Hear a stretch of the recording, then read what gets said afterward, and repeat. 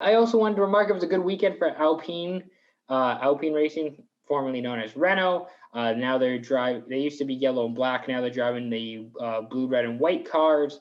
Esteban Ocon finished 7th. He started 6th, so he dropped a spot. So, yeah, that's about right for him. Fernando Alonso finished 18th after starting 14th. He had a really bad qualifying session. So Alonso managed to finish 8th. Him and Danny Ricciardo, they both had a poor qualifying session. I don't even think Ricciardo got out of Q1, and Ricciardo managed to finish 6th, I think it was. So top 10 finishes for Ocon and Alonso. Back-to-back weeks that both Alpine drivers finish in the top 10. So things are progressing. Things are looking good for Ocon, for Fernando Alonso. This is a team, they're doing well with Cyril Abiteboul not being there. He was fired over the winter, and now they have Marcin Budkowski, I think it's his name. My spelling, believe it or not, is not that great. He is now the executive director, and Ocon, Alonso, and Budkowski each mentioned compete with Ferrari and McLaren in their post-game interview on Sunday. Post-race interview, not post-game, post-race interview. You love to see that. You love to see a team, and I'm not saying that Alpine didn't have that before, but you love to see when, your top driver, your young driver, your executive director, you love when the whole team has the mission of, what they want. They have goals, and there's, goal setting, and here's where we think we can be.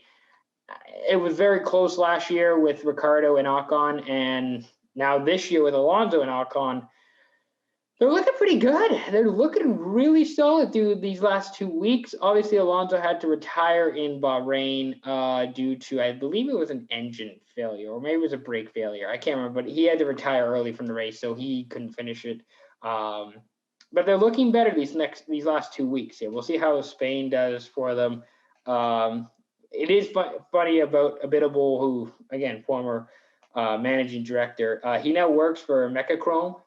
They're a French engineering company that assembles the Alpine F1 engine. So essentially, they got the guy who used to, run the team. Now he's kind of in charge of the engine and making the parts for a different company, not for Alpine. So it's just interesting to see. Just fascinating to watch. So Alpine, they're 5th in the Constructors' Championship right now. They got 13 points, so they're 4 points ahead of AlphaTauri, who, I was expecting more from Yuki. I was hoping, anyways, after the top 10 in Bahrain. He's struggled these last 2 weeks in Imola and Portugal. They're 29 points behind Ferrari, who have had a resurgent season of sorts for Alpine, or for Ferrari, with Leclerc and Sainz. So Ferrari is doing really well. Alpine is just 29 points behind them. Ocon is a free agent after this season. I wanted to mention that because he used to be a Mercedes reserve driver. So you don't know the story about Esteban Ocon. So he used to be a reserve or a test driver, mostly a reserve driver, for Mercedes. Basically, he was released so he could drive with Renault in 2020. Basically, he's Ocon's French. He got to drive for the French team. Now they're Alpine, and now he's a free agent after the season. And if you don't know about Mercedes is in a bit of a interesting, weird situation where Mercedes has Lewis Hamilton as a free agent after the season, Valtteri Bottas, who's their second driver, as a free agent after the season, Toto Wolff, who runs Mercedes, he's their race director, he's a free agent after the season. So you have your 3 most important pieces at Mercedes, who are all free agents after the season. Toto mentioned possibly about giving Ocon an opportunity with Mercedes. He said he's a candidate to join. Now, I don't think he'd be their first candidate. I think ideally they would want a Lewis Hamilton, George Russell pairing, because I think that's the pairing that's going to give you the best results. Ocon, man, if he finishes out this season rather well with Alpine, if he's doing well driving a Renault power base, a Renault engine, I'd be interested to see what he does with Mercedes. Now, I'm not saying he's going to go to Mercedes. I'm not saying he's a shoe-in just a candidate. He's somebody that I'm sure Mercedes is going to ask and interview and see, and they're going to do their homework and their research before they make their final decision. Ocon has to be one. Probably Lewis they would want to bring back more than Valtteri. George Russell obviously is going to be a candidate. There's a lot of options there. A lot of options for Mercedes, depending on which way they want to go. It'll be interesting to see with Ocon. I think the Alpine Ocon partnership is going well so far. If he finishes out the rest of the season well, he's definitely going to be in line for an extension for big money. So Alonso will be a free agent after the 22 season. So essentially Alonso, I don't know how much he got this year. I think he's making 20 million. I'm just going to pull it up. I finally figured out how to do split screen from my computer to my monitor that I have here. So that's cool. Shout out to my dad for helping me with that.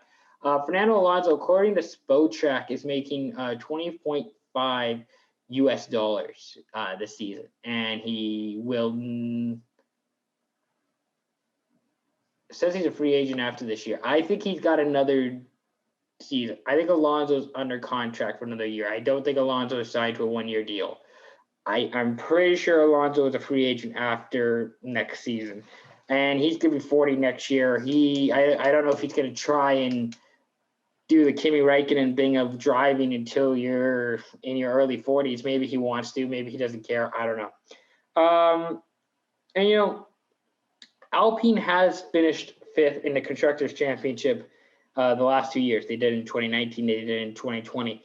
They know their place. They know where they are, and they're trying to compete with the Ferraris and McLarens, like they said. It worked out better beating Ferrari last year. They couldn't get past McLaren last season, but I like how they have a goal. They know what they're doing. They know who to shoot for. I can't be upset with Alpine right now. We'll see how the rest of the season plays out, how these next couple of weeks play out. And speaking of these next couple of weeks, Ocon has finished top 10 in 5 of his last 6 races. So he's on a bit of a heater. He might continue to excel when it comes to Spain. We'll see. Should be interesting. And by the way, 2006, keep this in mind. And obviously, Renault was out of racing for so long, but 2006 was the last time Renault had 2 drivers finish in the top 10 in Spain. I don't think Renault had a team from 2012 to 2015, if I'm correct, but that's just something to keep in mind. Renault had not had 2 drivers in the top 10 at Spain since 2006, and believe it or not, that was with Fernando Alonso. That's why he's back with Alpine. So pretty much again, Renault is now Alpine. Alpine used to be Renault, and Renault had Fernando Alonso and Giancarlo Fisichella in 2006, and they were both in the top 10. So, fun fact.